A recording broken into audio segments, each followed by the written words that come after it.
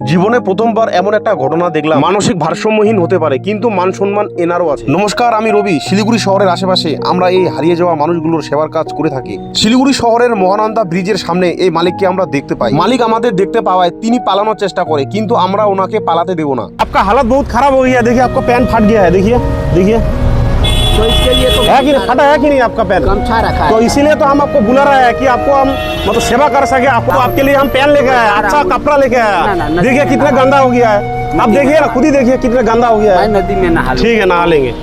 মান সম্মান ইনিও বোঝে, তাই তো তিনি নিজের হাত দিয়ে প্যান্টটাকে সেলাই করেছে, এতগুলো সেলাই করে রেখেছে। নাম হরেন্দ্র প্রসাদ। ইনি কয়েক বছর থেকে শিলিগুড়ির চাম্পাশরি মহানন্দা ব্রিজের আশেপাশে ঘোরাঘুরি করে। ঠিকানা জানতে চাইলে ইনি বলতে পারে না, ইনি হারিয়ে গেছে। এই মানুষটার জন্য ভিডিওটি শেয়ার করবেন, যেন এই মানুষটা খুব তাড়াতাড়ি বাড়িতে পৌঁছাতে পারে। শিলিগুড়ি শহরের আশেপাশে আপনাদের বাড়ি থাকলে, আপনাদের কাছে পুরাতন নতুন জামা কাপড় থাকলে আমাদের দিতে পারেন এই মানুষগুলোর জন্য। আমাদের কাজ দেখে যদি মনে হয় আমরা ভালো কাজ করছি, তাহলে প্লিজ এই মানুষগুলোর জন্য ভিডিওটি শেয়ার করবেন, আমাদের ফলো করবেন, যেন আগামী সময়ে এই মানুষগুলোকে নিয়ে বেশি বেশি কাজ করতে পারি। শিলিগুড়িতে আসা প্রত্যেকটা হারিয়ে যাওয়া মানুষের সেবার কাজ করতে পারে, এমনকি তাদেরকে বাড়িতে পৌঁছানোর ব্যবস্থা করতে পারে।